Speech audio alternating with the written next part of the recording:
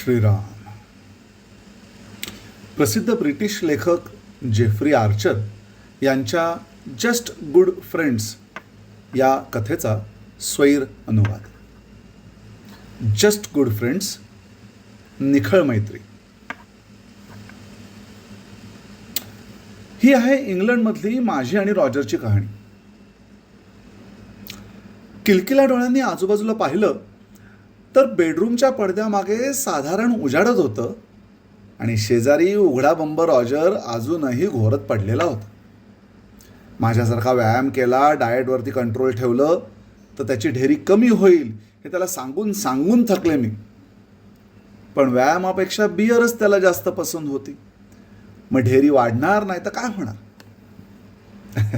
अर्थात या बिअरमुळेच माझी आणि त्याची भेट झाली होती हे मला विसरून चालणार नव्हते.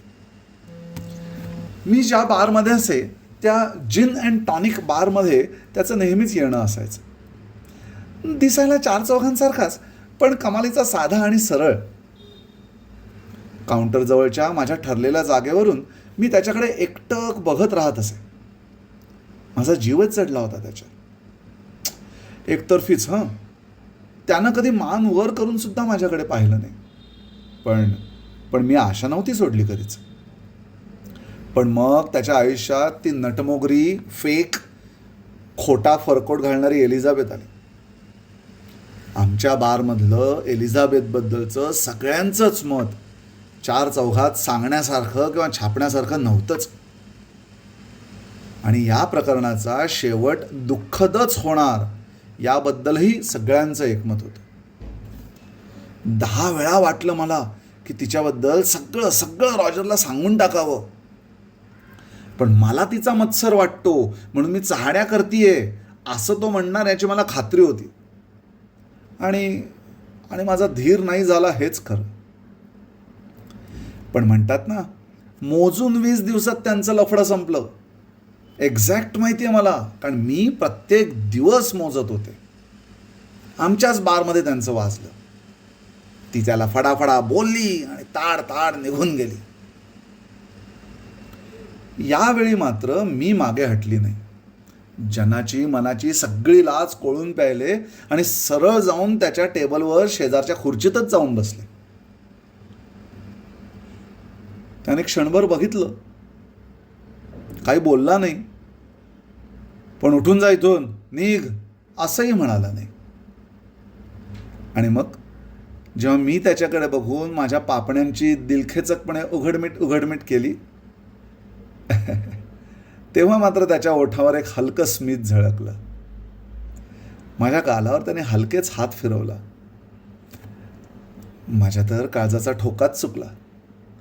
आंखों ही आंखों में इशारा हो गया. आणि मग सरळ त्याच्याच बरोबर बारमधून निघाले आणि लगेच त्याच्याच घरी मूव्ह इन झाले. सुरुवातीला काही दिवस तो एलिझाबेथच्याच आठवणीत होता. जाणवत होतं मला ते. ती सुंदर असेलही, पण तिचा फरकोट डुप्लिकेट होता. मी माहेरून श्रीमंत नसेन, पण माझ्या आईनं माझ्यासाठी दिलेला अस्सल गोल्डन फरकोट होता माझ्याकडे. हळूहळू माझं त्याच्या घरी असणं त्याला आता अंघोळणी पडू लागलं होतं. And soon even the memories of Elizabeth वर हिस्ट्री. ती इतिहासाच्या आडगळीत जाऊन पडली. दर सकाळी तो माझ्यासाठी दूध आणि त्याचा बेड टी घेऊन यायचा आणि मगच आमची सकाळ सुरू व्हायची. मला फारसं धड जेवण बनवता यायचं नाही, पण रॉजरनी तसा कधी आग्रह धरला नाही. मला मासे आवडतात म्हणून आता तोही मासे खाऊ लागला होता. आठवड्यातून एकदा दोनदा तरी आम्ही जिन अँड टॉनिकमध्ये जायचो. मला रॉजर बरोबर बघून तिथल्या बारमेट्सच्या डोळ्यात असूया दिसायची मला स्पष्ट. एलिझाबेथ गेली आणि हिने पटकावली तिची जागा. काय पाहिलं याने हिच्यात कोण जाणे. मुद्दामून मला ऐकू येईल अशा कॉमेंट्स मारल्या जायच्या आणि मीही तितकीच रॉजरला बिलगायचे आणि तोही सगळ्यांदेखत मला जवळ घ्यायचा, कुरवाळायचा. दुनिया जले तर जले. रॉजरनं कधी मला भूतकाळाबद्दल विचारलं नाही माझ्या, आणि मीही स्वतःहून काही सांगितलं नाही. तो त्याच्या रुटीननुसार ऑफिसला जायचा आणि मग माझंच त्याच्या घरात साम्राज्य असे. अगदी तो निघेपर्यंत जरी मी पलंगावर लोळत पडले तरी त्याची काही तक्रार नसायची. आरशात बसून माझी छबी निहाळायची हा माझा आवडता टाइमपास होता. आणि त्यात तासनतास कसे जायचे हेही मला कळायचं नाही. त्याची यायची वेळ होईपर्यंत मी छान तयार होऊन दारातच त्याच्या स्वागताला असायचे. त्याच्याभोवती रुंजी घालायचे, आळोखे पुळोखे देत लाडीकपणे त्याच्या मांडीवरच जाऊन बसायचे. त्याच्या खांद्यावर डोकं ठेवून डोळे मिटले ना की जगी सर्व सुखी असा कोण आहे या प्रश्नाचं उत्तर मी, असं अगदी बेधडक सांगावं असं वाटायचं. सगळं कसं अगदी छान चाललं होतं. नाही म्हणायला गेले काही दिवस शेजारच्या बंगल्याच्या छतावरून एक काळुंदरा बोका माझ्याकडे सारखा रोखून बघतोय असं मला जाणवतंय. माझ्या आधीच्या बॉयफ्रेंडबद्दल तर त्याला माहीत नसेल ना. बिनलग्नाची माझी प्रेग्नन्सी आणि माझ्या जुळ्या मुली ह्यांच्याबद्दल तर त्याला कळलं नसेल ना. नाही, मला रॉजरला गमवायचं नव्हतं. आज तर कहरच झाला. रॉजर कामावरून येतानाच त्या काळुंदऱ्यानं रॉजरला गाठलं आणि त्याच्या पायात करून माझ्या चहाड्या करायचा प्रयत्न केला. पण माझ्या सुदैवानं रॉजरनं त्याच्याकडे साफ दुर्लक्ष केलं. मी जशी आहे तशी त्याला आवडत होते. त्याला माझ्या भूतकाळाविषयी जराही इंटरेस्ट नव्हता.